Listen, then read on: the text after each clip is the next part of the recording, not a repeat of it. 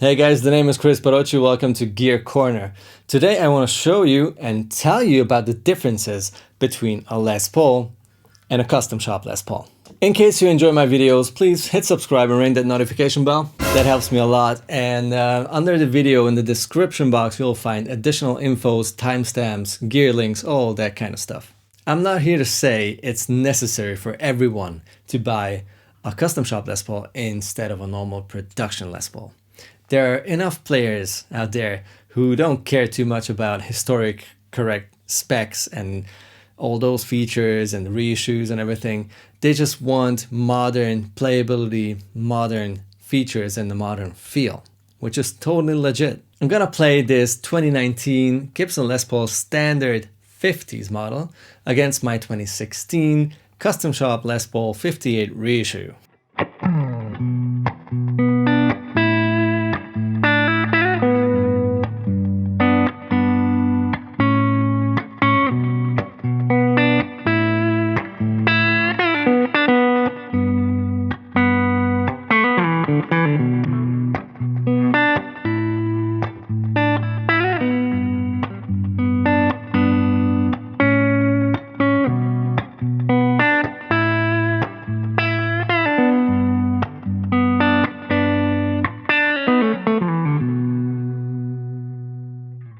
The pickups are different, so this is not going to be about them sounding identical or not.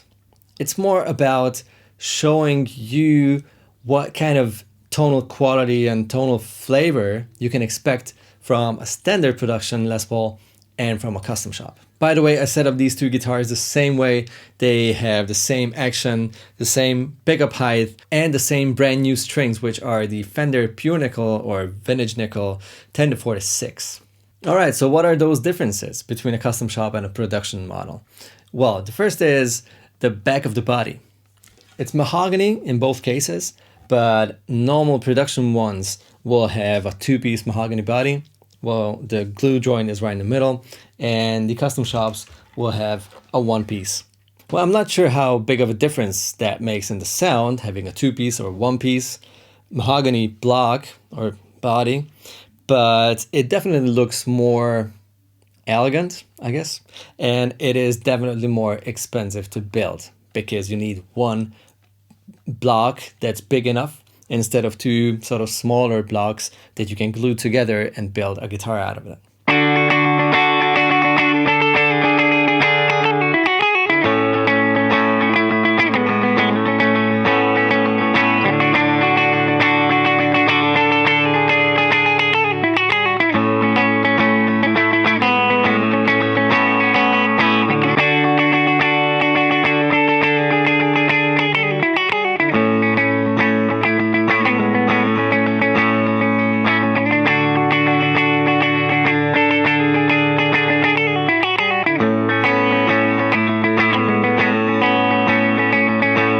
Next difference is the wood glue. On a normal production line, Gibson uses a modern wood glue. This is the kind of glue that pretty much everyone uses nowadays when building guitars. The custom shops are being glued together with hide glue. Hide glue is something that Gibson used back in the 50s and 60s. A few years ago, the custom shop started using hide glue for pretty much all of the glue joints. It's sort of a nice thing if you care about those historic specs. It's good to know that Gibson pays attention to these kind of details.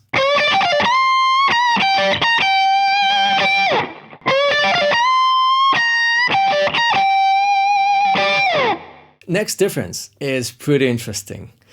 It's about the truss rod. Modern Les Pauls and many other guitars will have some sort of a tube in the routing for the truss rod.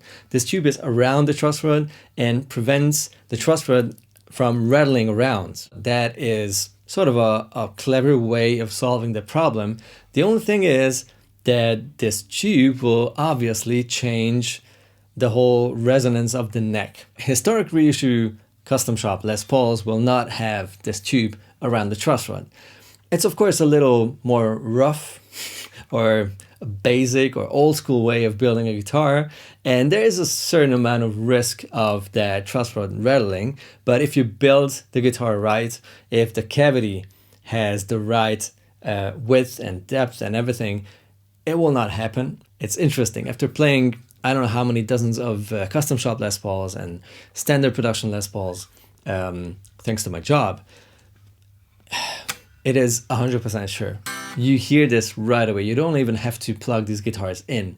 You just play a few chords, a few lines, and they just have a different reaction and resonance.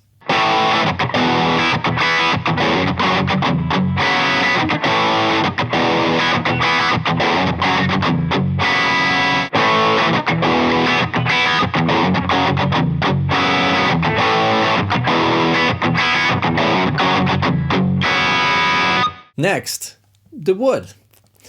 Of course, Les Pauls have to be built out of mahogany with maple and mahogany neck and a rosewood board. That's sort of a must, except for the 70s ones with the maple neck and some of the more affordable models, again with the maple neck, which is great. It's all good, and Gibson always sticks to the same types of wood. Still, the custom shop department is a different building than the normal production factory, and they do have their own wood sources, and they have different criterias, how they select wood, what they want, what they don't want. Obviously, one factor is how the wood looks, because they want certain types of flames for their flame tops and certain type of mahogany. But there's again another important criteria, and that's weight. All of these historic reissue guitars, like mine, will have a solid body. There's no weight relieving, there's no nothing, and they still want to make sure that these guitars don't weigh a ton. So they will have, of course, a weight selection too, and the looks, and just overall the quality of the wood. Of course, not all standard production models are weight relieved, but that is something that they have in mind when they're selecting their wood.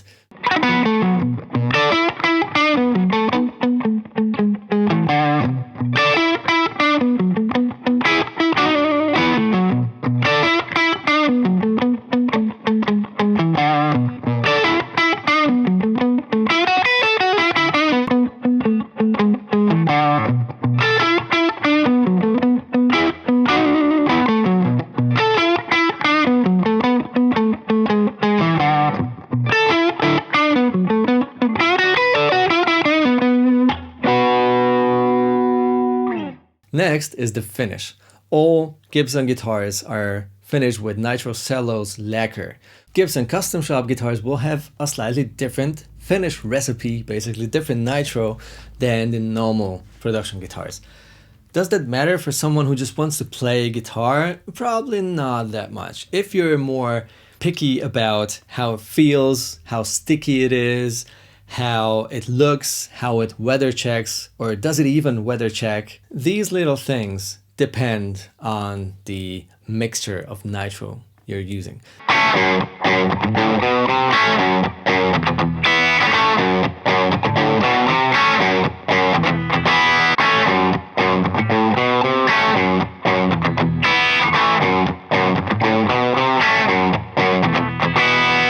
Next difference is the neck joint.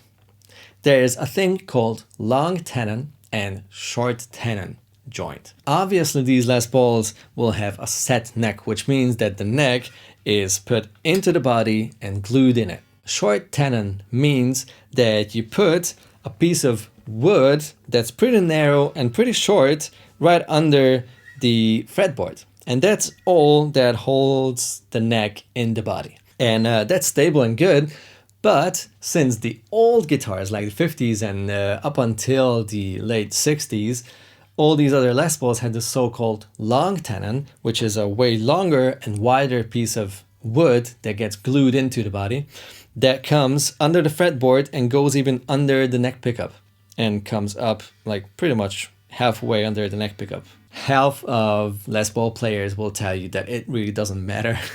They have guitars, Les Pauls with short tenon neck and long tenon neck, and they love them both for different reasons, and the sustain is the same and this and that. And the other half will say, no, it's definitely clear that a long tenor neck will give you a better sound, a longer sustain, and this and that. So I don't know.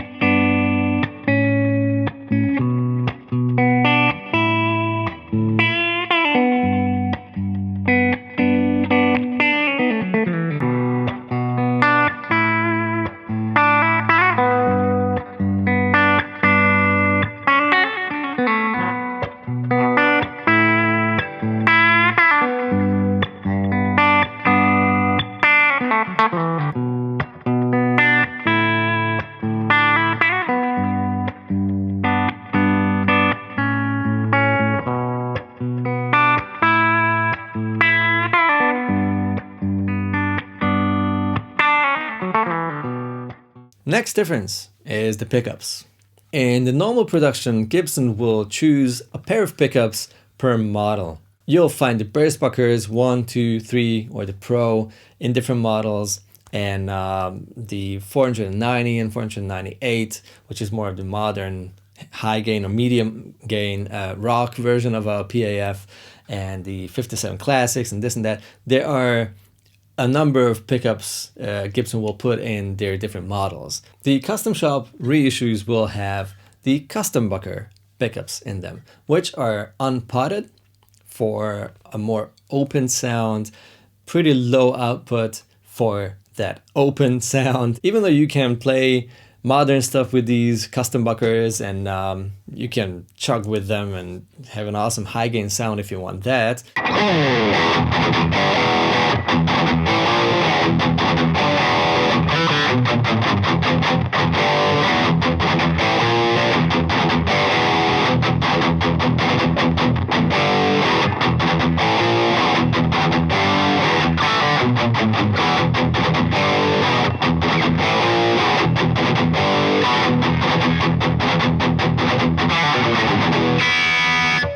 They will start to squeal earlier because they're not potted, and they're sort of all in for that 50s classic PAF sound.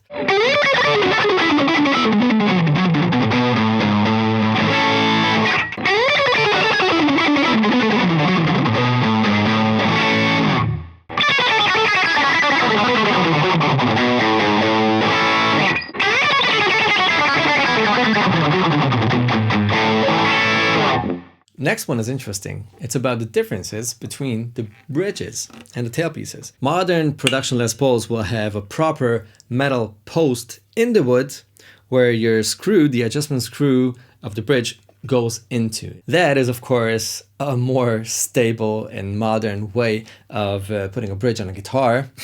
You put something in the wood that's stable, it's metal, so it will not bend that easily, and you put threads in it, and then you have your screw going in that, so it's stable. The only downside is that it changes how the vibration from the saddles and the bridge goes through the body or into the wood. So if you're one of those players who do believe that wood does matter, just as everything else on the guitar, that is obviously something that you would want to check out. On a custom shop, you will have this adjustment screw going straight into the wood. It's just screwed into the wood. It's weird. It's scary even, but it does work. If you don't throw your guitar around, it will be stable too.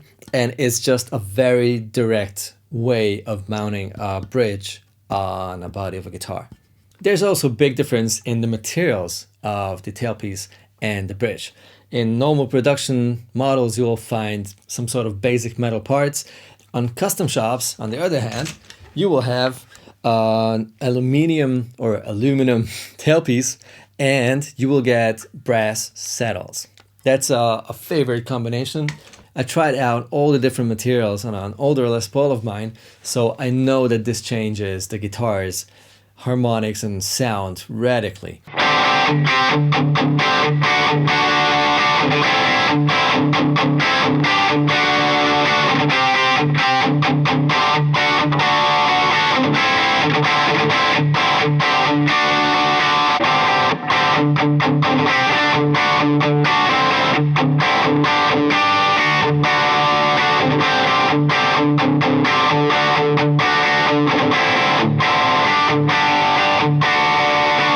There's also a difference between the quality of the electronics, pots, capacitors, etc. I'm not saying that a production Les Paul will not have good quality parts. It will. In a production Les Paul, you will get something like an orange drop capacitor. Custom shops will have paper oil capacitors like bumblebees and such, which are really hyped. And if you're that kind of player who uses the tone knob as well, not only the volume, you will know how different capacitors will subtly but noticeably change the sound of the guitar.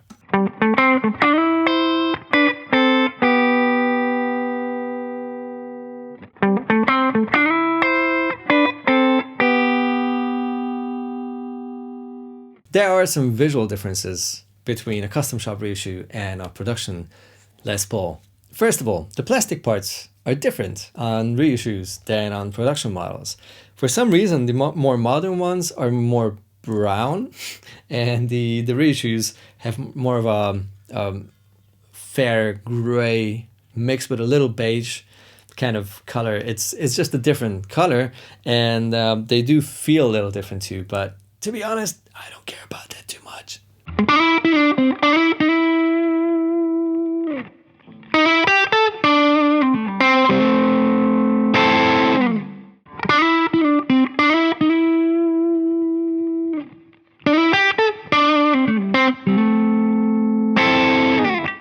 Then the pickup rings.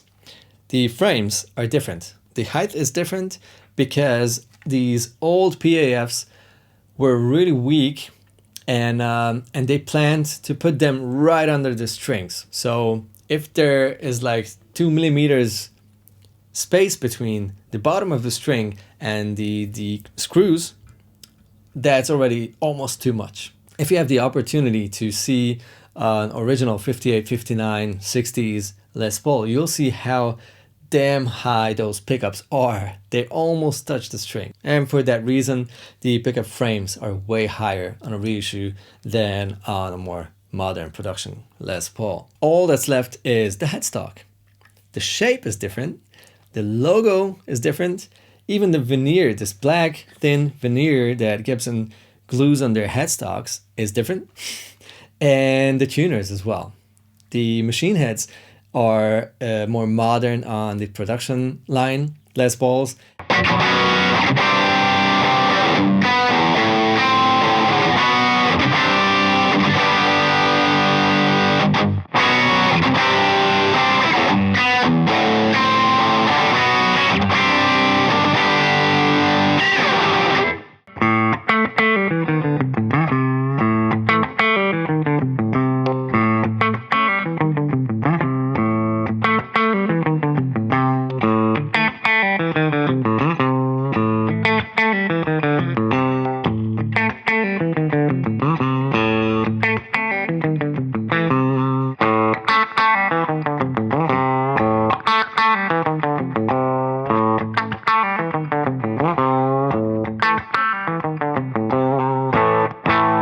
I mean, most of the differences I've mentioned in this video, which are the differences between a custom shop and a production model, are sort of like funny to talk about. Even mention that there is no tube around the truss rod and it's hide glue instead of tight bond.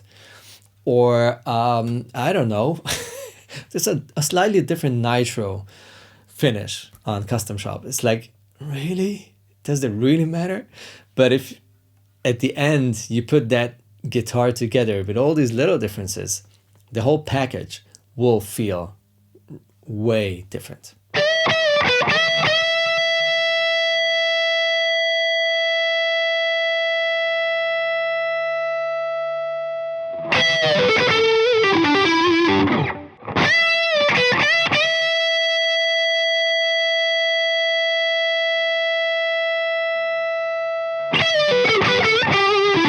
I'd love to see your opinion on all these differences. I want to see some discussions going on, some extra infos in case I forgot to mention anything. Just one thing, please don't get rude in the comment section. I know everyone has a different opinion and it's all cool. We are all different and that's awesome about humanity. The fact that you don't care about or hear some differences doesn't mean that someone else also doesn't care about them or doesn't hear those differences. Maybe he's inspired by something else and you're not. That's all cool. Let me just see your opinion and your take on that, and we'll see each other next week. You guys take it easy. Bye-bye.